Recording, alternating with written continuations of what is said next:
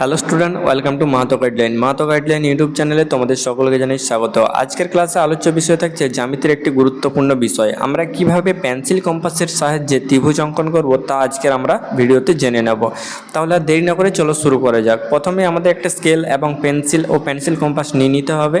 তো আমি আগে সমস্ত কিছু রেডি করে নিলাম। তারপরে আমাদের যে গাণিতিক সমস্যা থাকবে, অর্থাৎ ম্যাথামেটিক্সে যেটা লেখা থাকবে, তিনটি ত্রিভুজের বাহুর মাপ লেখা থাকবে। সেই তিনটি বাহুর মাপ আমরা কিন্তু স্কেল এবং পেন্সিল দিয়ে মাপ করে কিন্তু টেনে নেব। প্রথমে আমি দেখো তোমাদের এখানে দেখিয়ে দিয়েছি তিনটে বাহুর মাপ আমি নিয়ে নিলাম।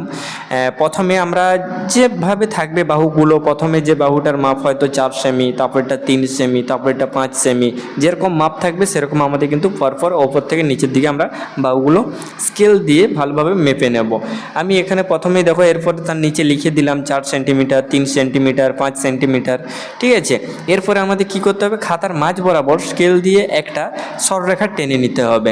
দেখো আমি খাতার মাঝ বরাবর স্কেলটা বসিয়ে নিলাম এবং পেন্সিল দিয়ে একটা কিন্তু সরলরেখা টেনে নিলাম।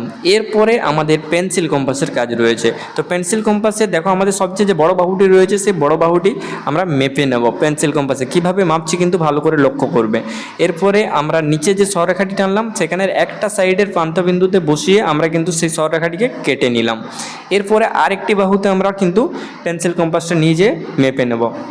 তোমরা কিন্তু ভালোভাবে লক্ষ্য করবে কিভাবে কিন্তু এটি করা হচ্ছে। এরপরে আবার সেই নিচে সরলরেখার একটি বিন্দুতে বসিয়ে উপর দিকে কেটে নিলাম। এরপরে যে আরেকটি যে আমাদের সরলরেখা রয়েছে, ত্রিভুজের বাহু রয়েছে, সেই বাহুটি আমরা পেন্সিল কম্পাসের সাহায্যে আমরা মেপে নিলাম এবং আরেকটি প্রান্ততে বসিয়ে আমরা কেটে নিলাম। দেখো একটি ছেদ বিন্দু পেলাম।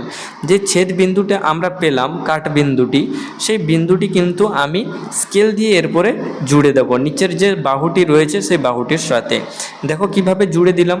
এইভাবে তোমরা কিন্তু একটি ত্রিভুজ অঙ্কন করতে পারবে। কোনো একটি ত্রিভুজের 3টি মাপ দেওয়া আছে, সেই মাপটিকে আমরা স্কেল ও পেন্সিল কম্পাস ব্যবহার করে খুব সহজেই ত্রিভুজ অঙ্কন করে দিতে পারবো।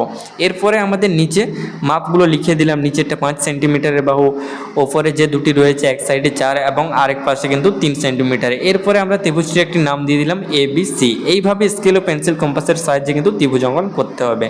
আশা করছি ভিডিওর মাধ্যমে বুঝতে পেরেছ কিভাবে আমরা ত্রিভুজ অঙ্কন করতে পারবো। ভিডিওটি শেষ পর্যন্ত দেখার জন্য ধন্যবাদ। চ্যানেলে নতুন হয়ে থাকলে চ্যানেলটি সাবস্ক্রাইব করে পাশের বেল আইকনটি অন করে দিও। এরকম ভিডিও পাওয়ার জন্য অবশ্যই কমেন্ট করে জানিও। ধন্যবাদ।